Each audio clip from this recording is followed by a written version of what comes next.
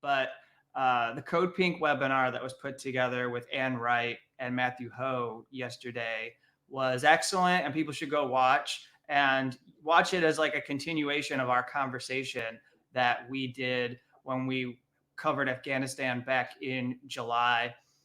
There were things that are still relevant from that conversation. I shared a few clips Oh, through our totally.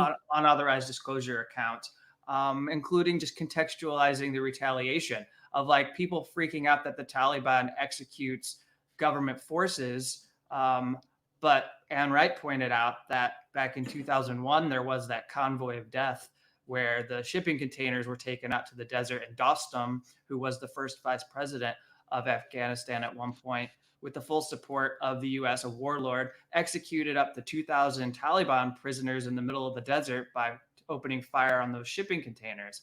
And so that's just something to contextualize. But Ann Wright made a really good point, which is, now if there's anything that anyone can do who is concerned about the current state of affairs with Afghanistan, we need to pressure the Biden administration not to turn towards sanctions as a way to get the Taliban to, I don't know, for lack of a better word, I'm going to use Western jargon, act civilized as a government, but we know, I think in the back of our minds, that because it's how they respond to Iran, Lebanon, and other places, that in order to try and force some kind of human rights policy, they're likely to sanction the Taliban as a way to deal with what is happening now. I mean, I think it depends. The U.S. doesn't sanction anyone unless they get in the way of U.S. interests. So True. It hasn't, the Taliban has yet to demonstrate whether it's going to get in the way of U.S. interests. I don't think the U.S. really cares that much about Afghanistan. That's why it left, because it no longer had a strategic purpose for it. Biden even said in his speech when he initially announced the U.S. withdrawal a few months ago, he specifically cited that the U.S. needs to get out of Afghanistan so it can focus on what's important, like its war with China. So in a way, getting out of Afghanistan for the U.S. was inevitable because it lost its strategic value in so many ways. That said, I think it's also, important to note that the Taliban didn't. It's wrong to say that the Taliban necessarily defeated the U.S. because what happened is the U.S. under Donald Trump and Zalmay Khalilzad and, they handed the country over to the Taliban. They made this peace deal that threw their allies under the bus, their Afghan government that the U.S. spent 2 decades propping up, which we saw just like fell like a house of cards as soon as the U.S. left. Literal house of cards. Literal house of cards, though. At the same time, like, I don't like this framing of Biden's either, where in the speech last night, he said that the Afghan, something along the lines of, I don't have it in front of me, but that the U.S. can't fight a war that the Afghans themselves aren't even willing to fight. I mean, that's just unfair and offensive because actually for the last 20 years, the Afghan government forces that the U.S. was equipping and training died in the tens of thousands fighting America's war on the Taliban and war on terror and whatever the war was of terror, whatever the war was in Afghanistan, no one's quite sure that the U.S. was fighting. They died in the tens of thousands. They sacrificed a lot of lives, a lot of Afghan lives were sacrificed, especially the last couple of years when the U.S. was basically like, we'll stop hitting you, Taliban, just don't hit American soldiers. And so you didn't see American soldiers die for a couple of years. Afghan soldiers were still dying. Afghan police were still dying. Yeah. And, I think that it could be as much as the U.S. built up a corrupt regime, a corrupt government, entirely corrupt institutions. They didn't really do much building in Afghanistan.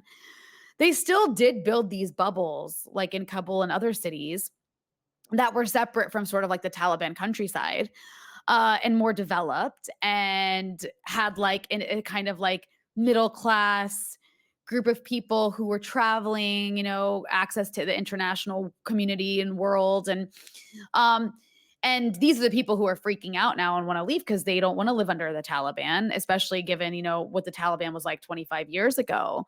But, the U.S., like it could be said that had the Afghan forces put up a fight, there would have been a civil war in Afghanistan that consumed the entire country for who knows how many years.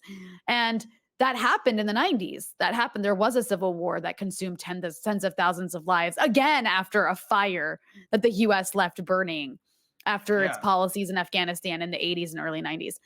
Um, and so it could also be said, and maybe this is a bit of a controversial take, but rather than Joe Biden's assessment of like, well, the Afghans weren't willing to fight for their own country, so why should we?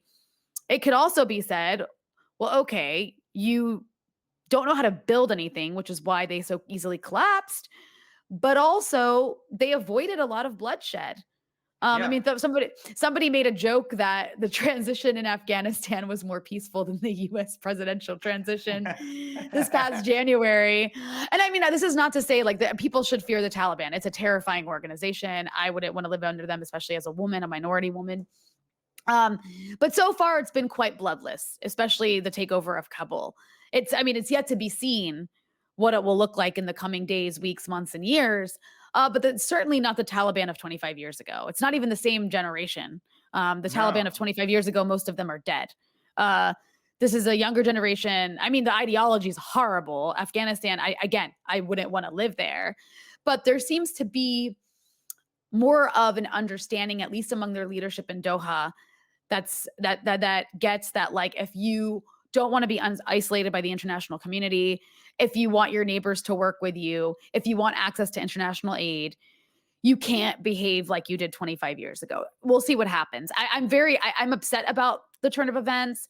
People got a little bit mad at me because they were like, well, that's not a leftist take. But I was very upset with the way the US withdrew. I Yeah. don't think that it's right to just get out of a country the way the US did after spending 20 years pretending to nation build.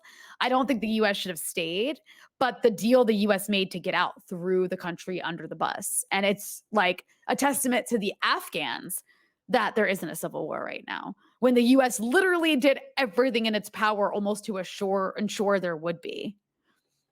Yeah. And I'm gonna go back to something that I heard from the Code Pink webinar, but that's just because I think while it's important to focus on all the people who have lied to us about Afghanistan, and something I've been saying is that, obviously there are all these like delusions and lies that we were adopting collectively as a society, like maybe not me individually, but like collectively as a nation. There are things that we were accepting about what was happening on the ground in Afghanistan that just simply were false, but those things were well known. And if we had just listened to people who have been dissenting for at least the last decade, if not longer, then I think the shock that we felt of seeing the Taliban waltz into Kabul the last couple of days, over the last couple of days, would not have been as stunning to everyone. Like, it wouldn't. I don't know if we would have had the same feeling if we had a better understanding, or sorry, if we hadn't dismissed the understanding that was Huh. I'm shared. sorry. Kevin, I'm sorry. This just popped up into my screen. Just because you were saying that. I was wrong. I admit. It looks like the US has frozen Afghanistan's national reserves in American banks to prevent the Taliban from accessing them. Huh. See, Look at so that. what's that going to do for the Afghan people? How do you? I mean, I saw someone who, I'm not sure what their relationship is to Afghanistan, but they were going on about the droughts in Afghanistan that have affected people's ability to actually grow food and provide for their villages. So what are you going to do?